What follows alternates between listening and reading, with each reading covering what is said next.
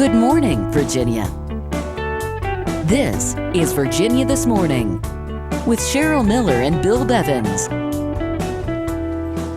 And good morning. It is Friday, May 25th. I'm Cheryl Miller. And I'm Bill Bevins. Today on Virginia This Morning, are you ready for the Memorial Day weekend? Oh, yeah. We're ready for every Friday, but this one particularly. And another local artist joins us today. VCU grad Joe Carabeo uses film as his medium. We're going to get a sneak peek at his new movie called The Madcap Three and tell you where you can see the movie this weekend.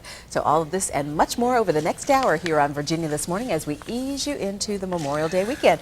A murder mystery from both sides of the story, from the witness and the killers. That's the premise of Joe Carabeo's new film. We'll talk to the VCU grad coming up in just a few minutes. Welcome back to Virginia This Morning.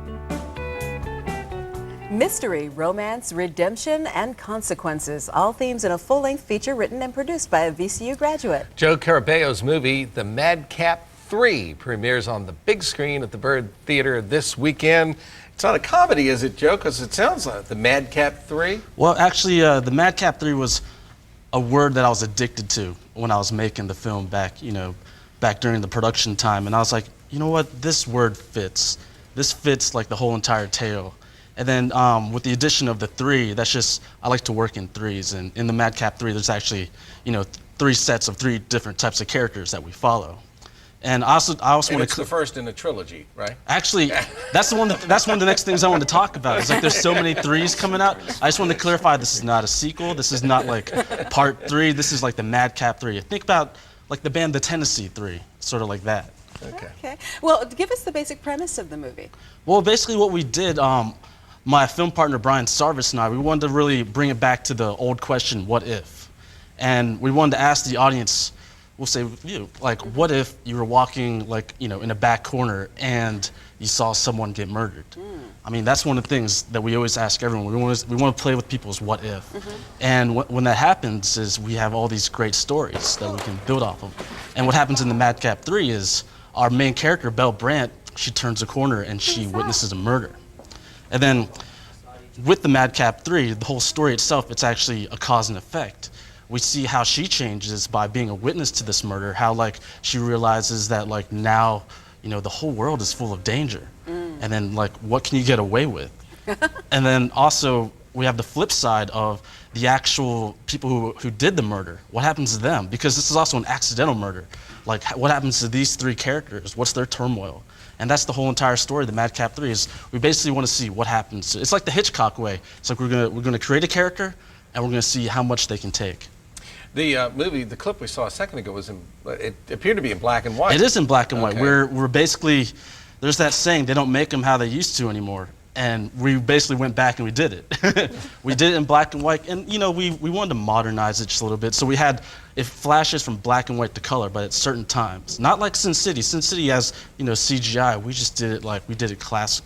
We did it we're gonna romance it in. We slide it in just like when people, it's just it comes up with the music and goes down real slowly, just good groove. And I understand you wrote the screenplay in just 3 weeks, so you must have had this story really in your head and knew where it was going to go. It was. Brian Sarvis and I, we basically asked each other questions what do we want to do? What are the things that we want to make, and what do we want to see on screen? And basically The Madcap 3 is everything in our heads at that time of what we wanted to see. The darkness, the romance, even the black comedy, all of that is in there. Just the action. Those are all the pieces that we wish we can make, and we did it. Well, it is going to be on the big screen. It's going to be on a big screen. But your actors were all your friends, and what was the pay for that? The pay for it was, I think, Little Caesars. I think we had some KFC in there, so that's a little bit good too. But a lot of actors, they need that food too.